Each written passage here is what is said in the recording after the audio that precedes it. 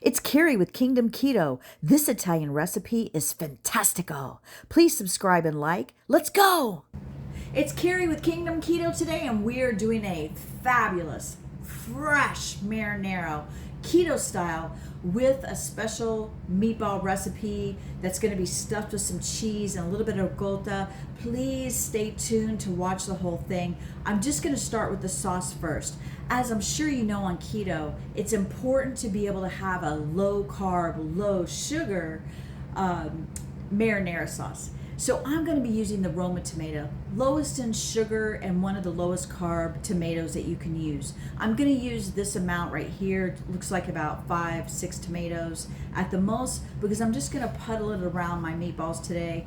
I'm going to be definitely using a little bit of fresh basil right off the branch and use it as a garnish as well. I'm going to plug in some seasonings such as garlic powder. I'm going to use fresh garlic as well, as you know, a little bit of fresh onion, some rosemary. I'm going to put a little bit more basil from a dried perspective and oregano as well, and just give it a lot of flavor to that fresh marinara.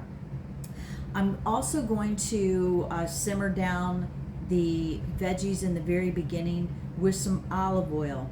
I'm going to puree everything else. I'm going to simmer it for about a half hour, and that's how simple a keto fresh marinara is.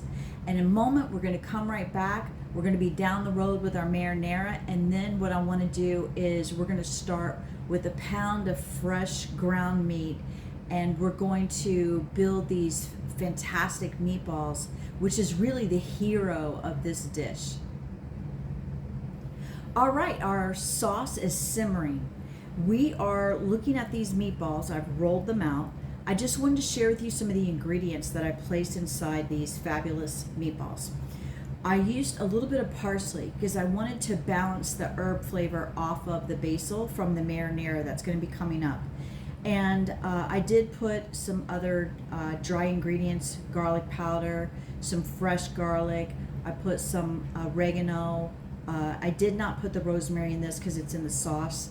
And what I did to bind it, I added 1 egg for the 1 pound of ground meat.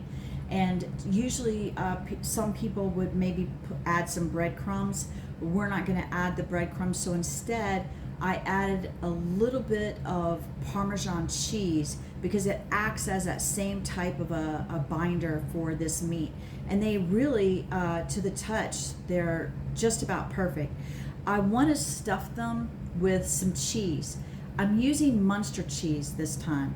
I wanted to add a little bit of a different profile flavor, so I'm gonna just show you that I just kind of poked a hole in each meatball, stuffed it inside, which is pretty simple, and then I'm just gonna re-roll them a little bit, and then they're gonna be off to the stove, and we're gonna cook these.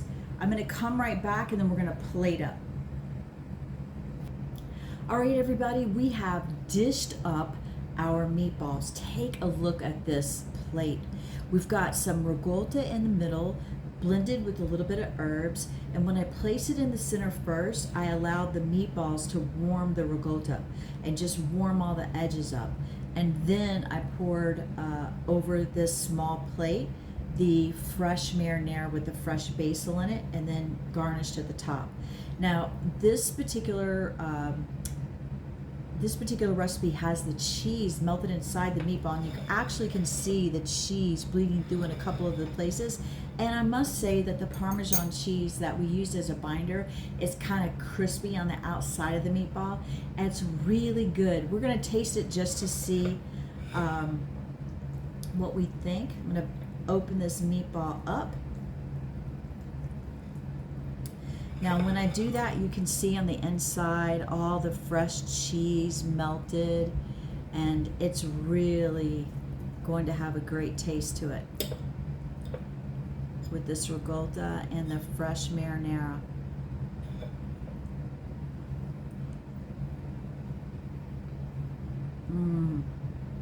Very good.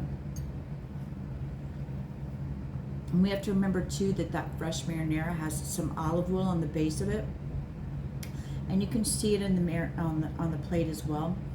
It's almost like a marinade dip that has the around that kind of surrounds the fresh marinara. And the cheese is really good, and the ricotta is really good. It's a great dish. I knew when I saw it in Atlantic City I should make this, but I'm gonna enjoy it myself.